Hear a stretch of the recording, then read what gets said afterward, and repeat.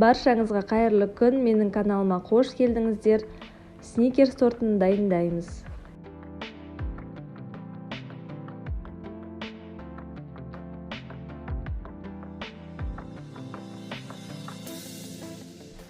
Ең алдымен белок пен жылтокты бөліп аламыз. Белокқа шым-шым тұз салып араластырып аламыз.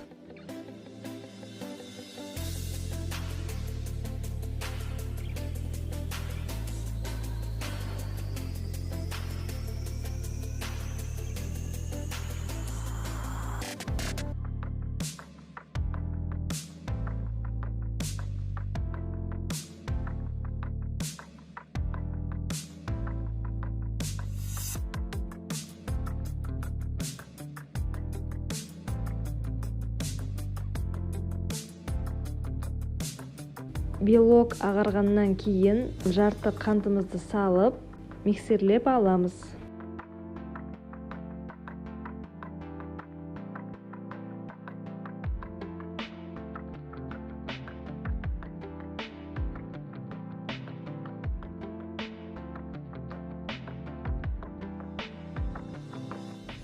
Жылтокты бөлек ыдыста жарты қантымызды салып араластырамыз.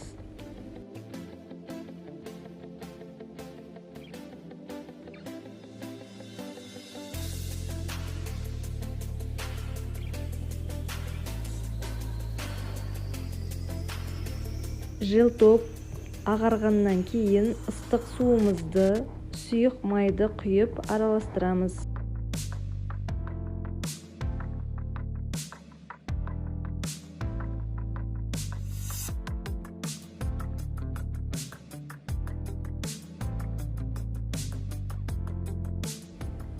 Он, какао, рыхлитель үшеуін ситадан өткізіп, массамызға салып араластырып аламыз.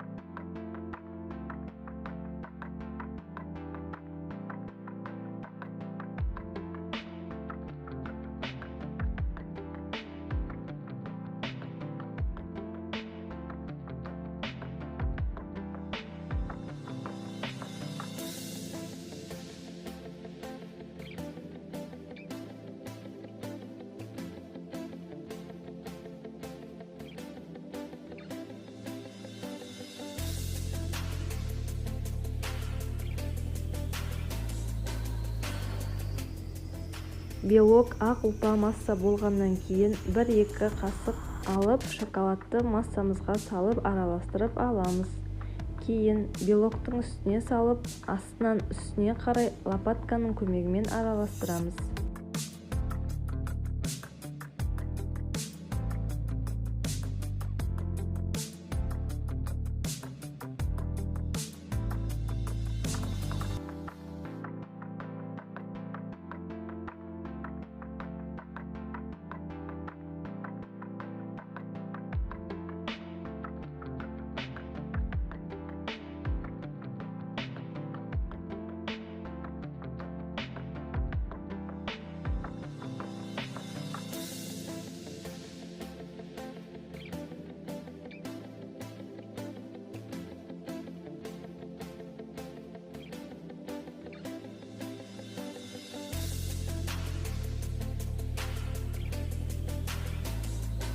Алдын ала қызған пеште 170 градуста 40-45 минутта пісіресіздер. Осындай кальцода пісірген дұрыс.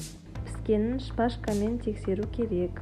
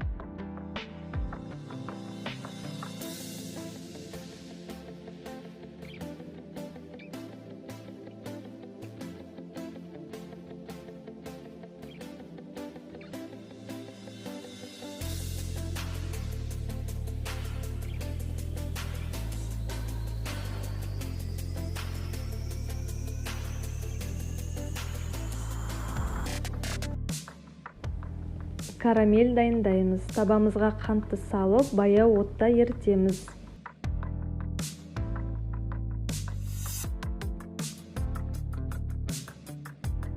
Бөлек ыдыста сливкиді газға қойып қайнатасыздар. Асты баяу от болу керек.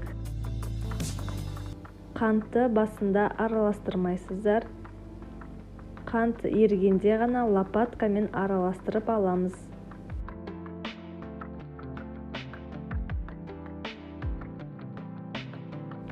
Қайнап тұрған сливкиді қанттың үстіне 3-4 рет бөліп құясыздар.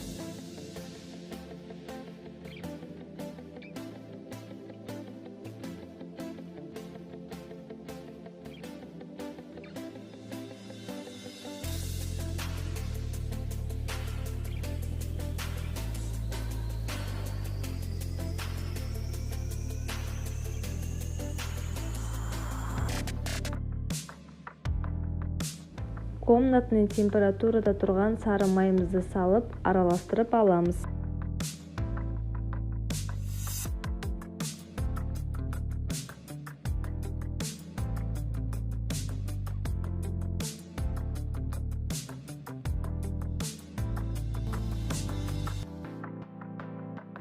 Карамельді басқа ыдысқа ауыстырып, арахисті салып, бетін контакт етіп жауып, суығанша қойып қоямыз.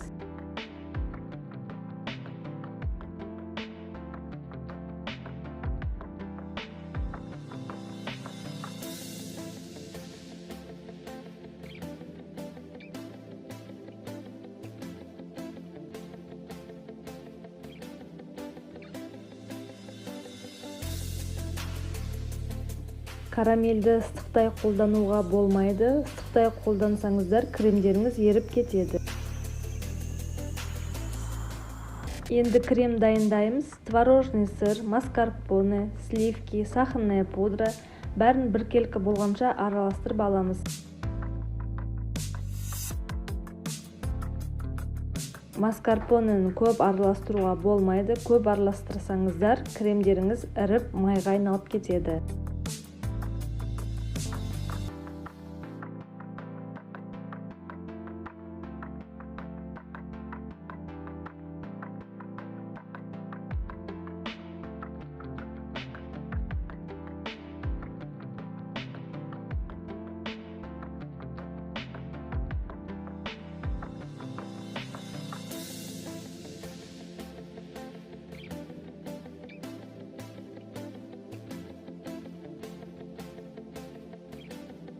Кремді одноразовый мешочектарға салып дайындап аламыз.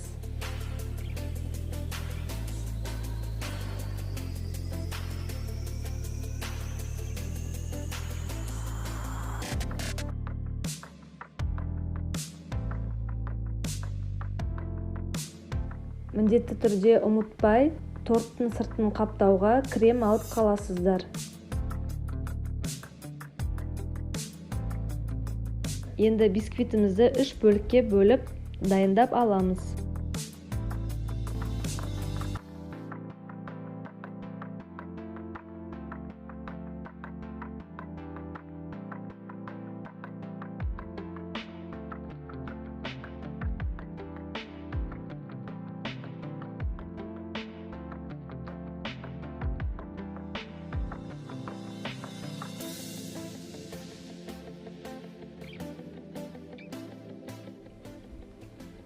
Бисквитке ацетатный пленка кигізіп, кольцоға саламыз.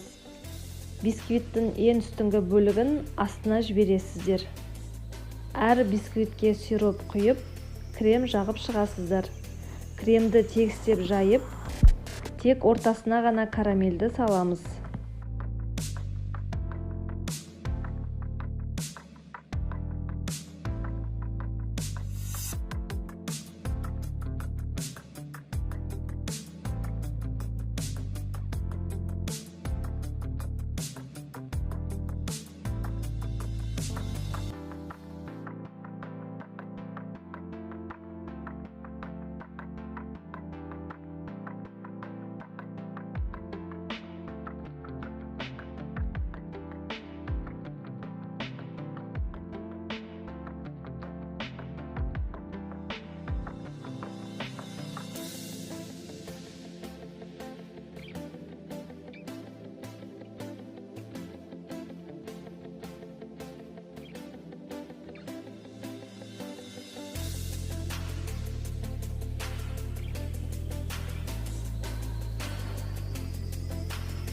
келесі кожды салып, дәл солай қайталаймыз. Бисквиттің ең астыңғы бөлігін үстіне қаратып қоясыздар.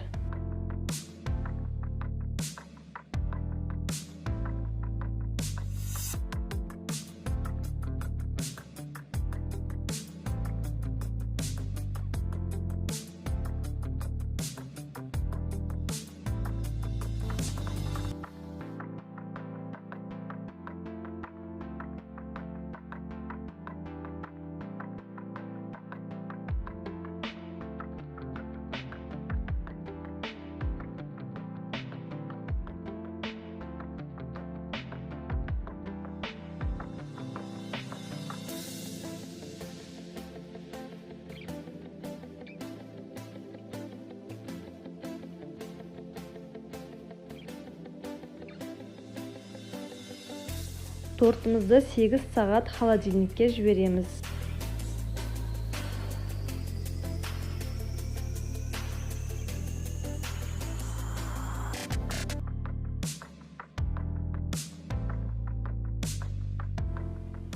Алып қалған кішкене кремімізбен торттың сыртын қаптаймыз.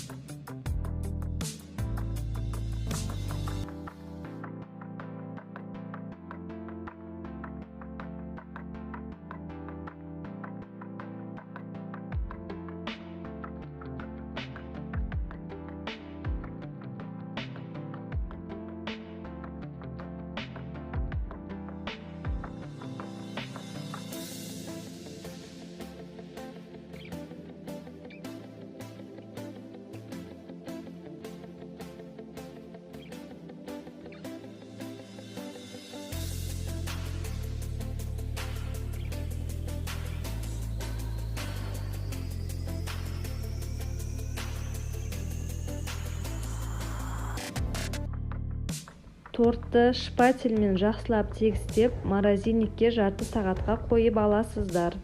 Крем қату үшін.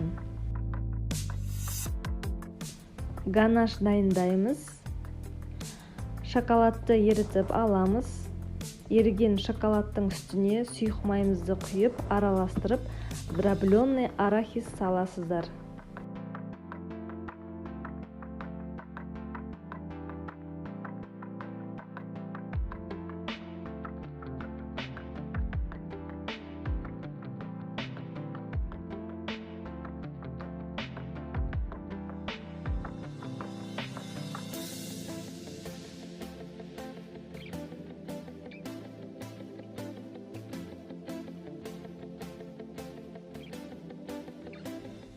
Морозильникте тұрған торттың үстіне ганашымызды құямыз. Торттың астына қағаз төсеп қойсаңыздар болады, ыдысымыз былғанбау үшін. Бұл процесте тез жұмыс жасау керек, ганаш қатып қалмау үшін.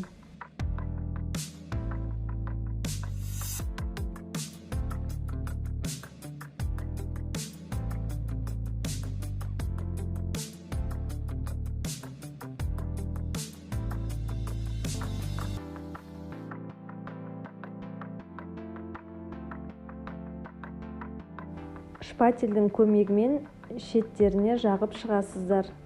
Тортымыз дайын. Міндетті түрде жасап көріңіздер, сіздерге ұнайды деп ойлаймын. Ас болсын.